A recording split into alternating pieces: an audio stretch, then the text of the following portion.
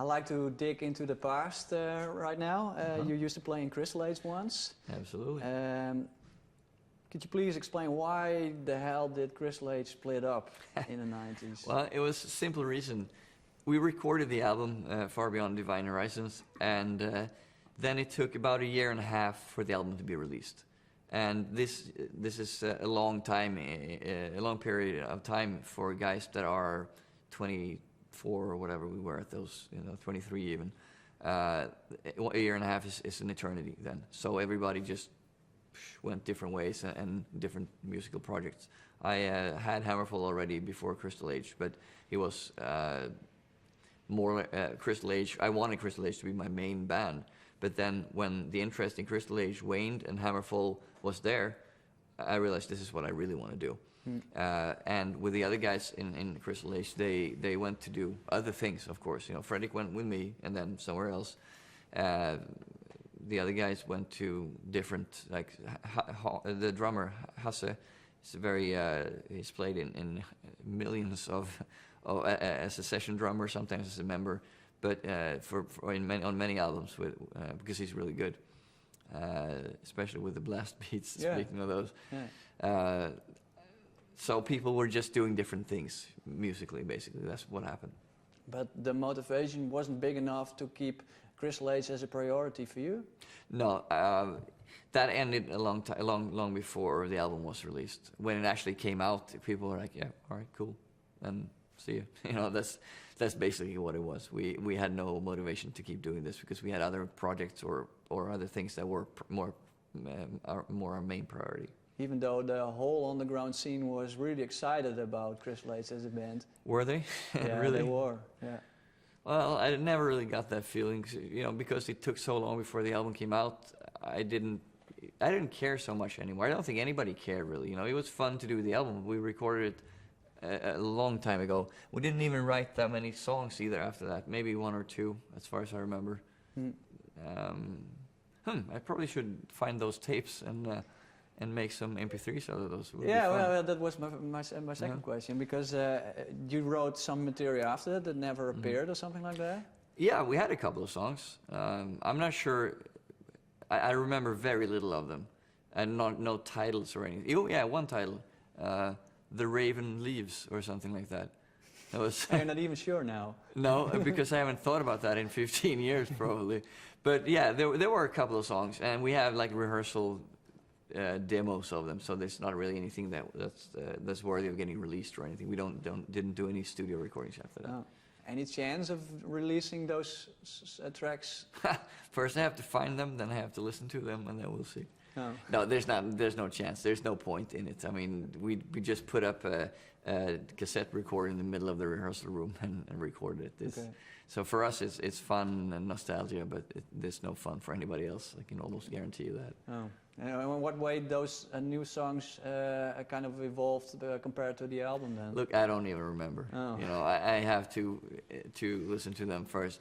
I think they were more in the vein of, they were a little bit more technical, I think, more parts and weirder stuff. Mm-hmm. The guitar player, Moses, was, he went off.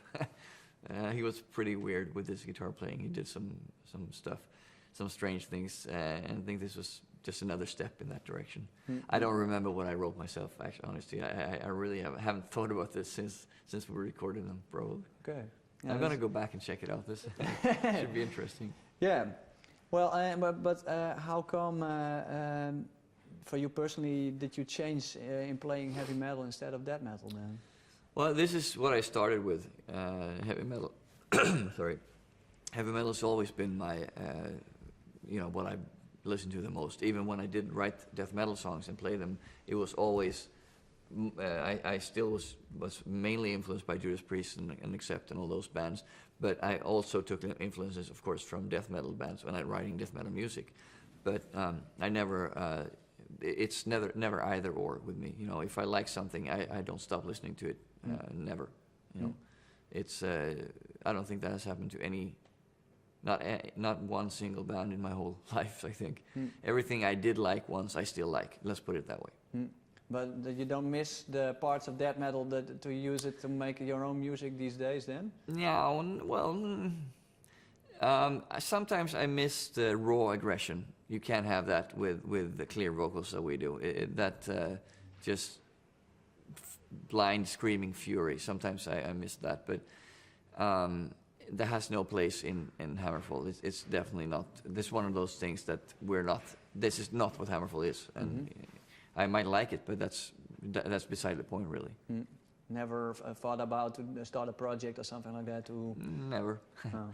Well, actually, you know, Hammerfall is my life. This is what I want to do. I can't imagine doing anything else. If I would be part of a project with some other people, I wouldn't want to be writing music, because I want to put all my creative efforts into Hammerfall. That's the only thing I want to do creatively. I wouldn't, for example, I think it would be fun to be a death metal vocalist. Though I would like that. That would be fun. Just vocals, not guitar playing or anything. But this is just an idea or a dream kind of thing, you know. I don't consider it seriously, but it would be fun. So catching up on the death metal scene these days still? A little bit more now than like 3-4 years ago. I started getting into it again, I don't know, a couple of years ago. I don't remember exactly. So I'm actually eagerly awaiting the release of the new Morbid Angel album. I thought it was going to be out because I read a review of it, so I was online going to download it through iTunes, but it was not available yet. I think it's 7th of July June or something like that. There are some tracks on YouTube already. I prefer buy my music. Oh. Yeah, you can check it out if you like it or not. I know I'm gonna like it. That's one of those bands that I had other bands that I thought that I liked better, like Pestilence, for example, or Death, for example. But Morbid Angel is one of those consistent bands. They never disappoint you. Not once. I mean, I stopped listening to them when Blessed Are the Sick got released because I was angry with the way he handled his vocals. I thought I wanted more of the previous vocals. Altars of Madness. Yeah, the bright one, the black metal-ish kind of vocals. Screamish kind of. Yeah, exactly. Those are the ones I like. And these ones, I don't like that at all. Like when you take the microphone, anybody can do that and get the sound, not to do the vocals, of course, but. But if you put the microphone in a mouth like this, it's really easy to sound big and powerful. But the problem for me was all those, because I was singing as well in Crystal Age, and I enjoyed like Chuck Schuldiner or John Tardy. Those were like, these are the types of voices that I really like to listen to. And when everybody started singing very dark and like monotonous, basically, there was no emotions in it really. Then I stopped listening to those bands usually. I was very stubborn. I'm still stubborn, but I was very stubborn with things like that when I was younger. Okay. So, but are there any different other acts that still catch your interest of new bands? No new ones. I haven't really gotten into new stuff at all. There's just too much. I don't know where to begin with it really. You know, I probably could find a lot of bands that are influenced by Morbid Angel and like those bands, because Morbid Angel has a very unique style of writing music. But it's just not. I need help with that in that case. You know, I need somebody to guide me through the jungle. Yeah. You should check this out. You should check that out. But somebody that knows what I like, not just because they think it's good. Because that's not the same thing. You know. No. I have a particular taste in what I like. Do you still play trombone and accordion? Look, the accordion thing. I know it's still on our webpage because I saw it the other day. It's never been accordion. Oh. It's a misprint since I don't know how many years it's been. It's supposed to be recorder, you know, the flute where you think that's what every child begins with in Sweden musically, or at least did when I was a kid.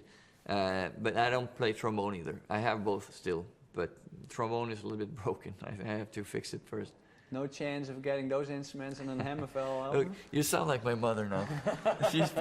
She was so happy when I played the trombone, and she was always supportive when I played the guitar as well in metal bands. Even if she didn't understand anything what we were doing, she was very supportive of what you just play music, whatever it is. I support that.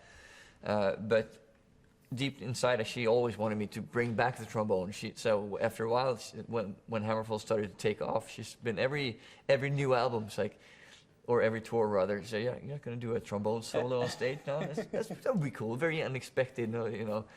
And it's not cool, it's unexpected, but in a bad way.